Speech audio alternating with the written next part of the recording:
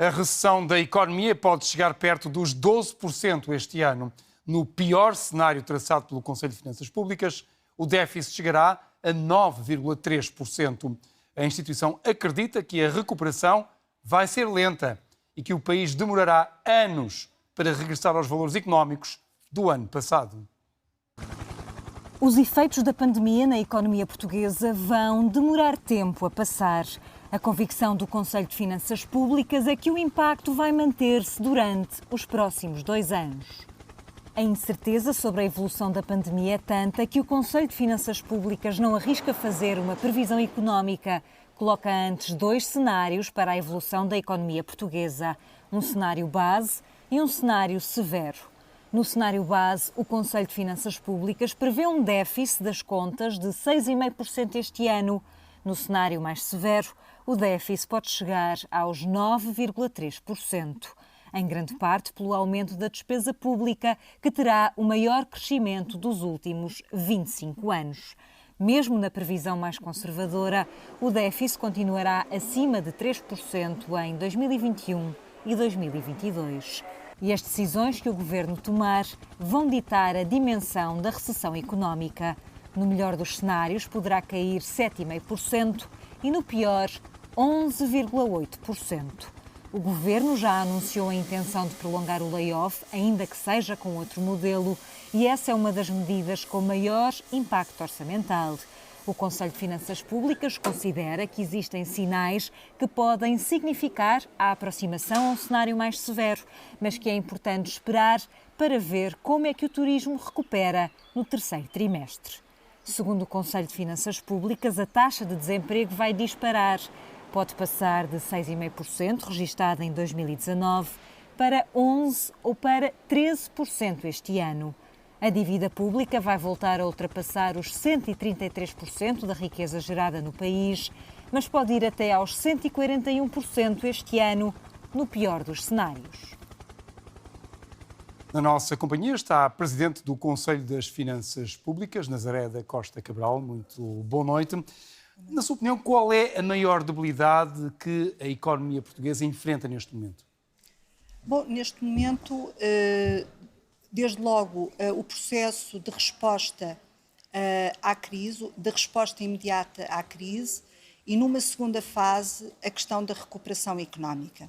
No que diz respeito ao processo imediato de resposta à crise, nós temos um conjunto de constrangimentos que outros países europeus não têm. Eu assinalaria essencialmente 2 fatores. Por um lado, a questão da dimensão económica. Nós, de facto, não temos o mesmo poder de fogo orçamental que outras economias, que são economias parceiras, mas que também são economias concorrentes de Portugal, têm neste momento para responder à crise, apoiando as empresas e apoiando os trabalhadores, os cidadãos em geral. E isso coloca até problemas do ponto de vista concorrencial no espaço do mercado único, coloca problemas do ponto de vista do aprofundamento de eventuais divergências económicas entre as várias regiões da União Europeia, particularmente da zona do euro.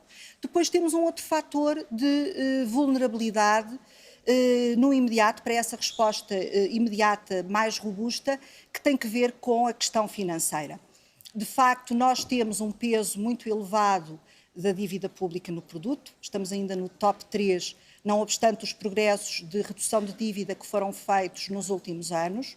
Obviamente que isso condiciona a nossa margem orçamental e, portanto, isso reflete-se depois na capacidade de responder. Aliás, o impacto orçamental que nós estimamos com as medidas agora já adotadas e que conseguimos estimar esse impacto para o conjunto do ano, de facto acaba por ser um impacto menos significativo do que aquele que nós observamos noutras economias, tendo em conta aquilo que foi apresentado nos programas de estabilidade. Sempre que há um choque externo, o país mergulha em crise, o que acontece a todo mundo, mas depois nós aparecemos a pedir ajuda à Europa para resolver esses problemas, porque não temos os recursos internos. Acha que tem sido feito no período pré-crise o suficiente para preparar o país para esses choques externos? Bom, eu gostaria essencialmente de assinalar que agora que começamos a falar do processo de recuperação económica, obviamente que temos que pensar para o futuro e pensar em corrigir algumas das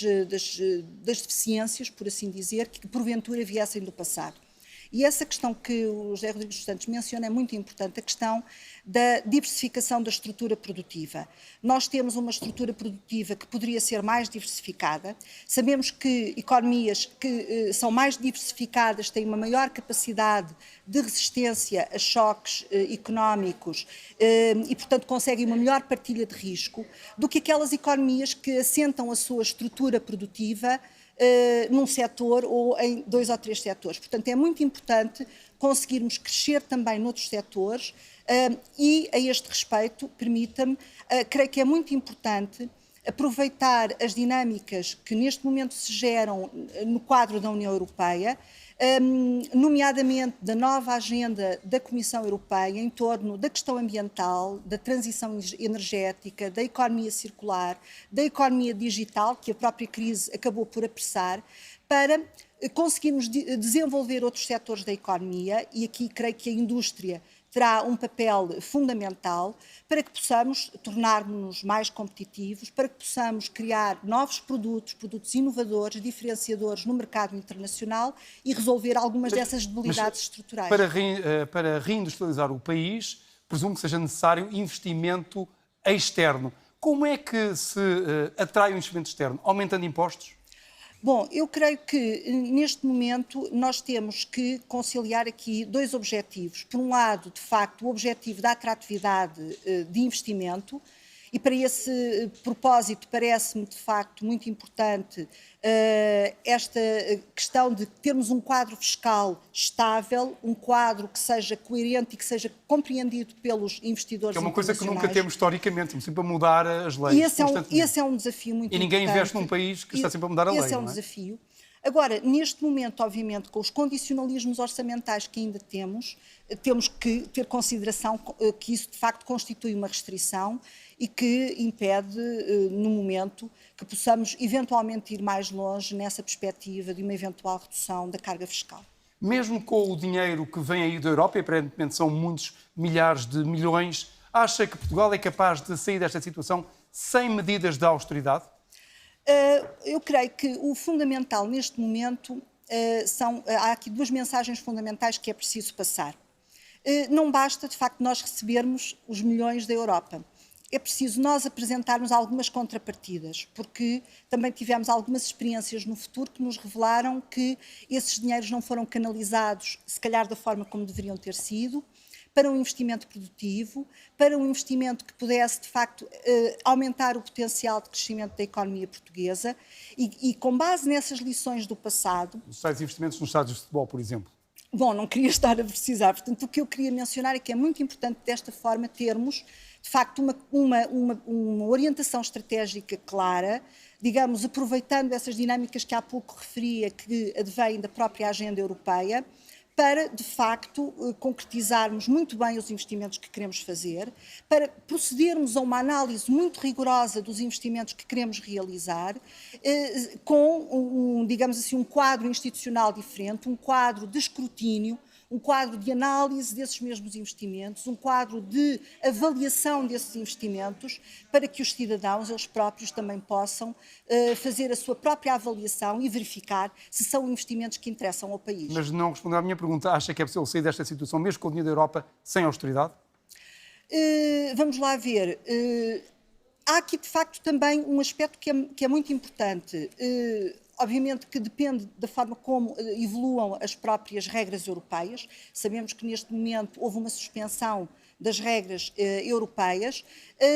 Agora, isso não prejudica que exista aqui uma mensagem que o Estado, desde logo, o Governo, deve ter de passar, e que é uma mensagem muito importante para Portugal, tendo em conta a experiência recente e aquilo que adveio da crise financeira.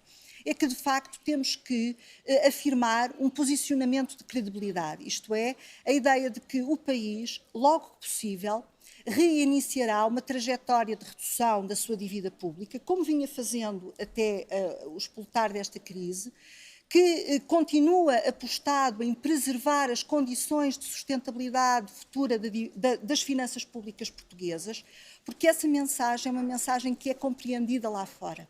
E, portanto, eu creio que, por muito que seja favorável esse pacote europeu, nós temos que conciliá-lo necessariamente com uma mensagem de credibilidade para que os investidores, para que as instituições e os nossos parceiros compreendam que, de facto, estamos nessa trajetória de sustentabilidade. Nazaré da Costa Cabral, muito obrigado por ter estado no Telejornal. Muito obrigada eu.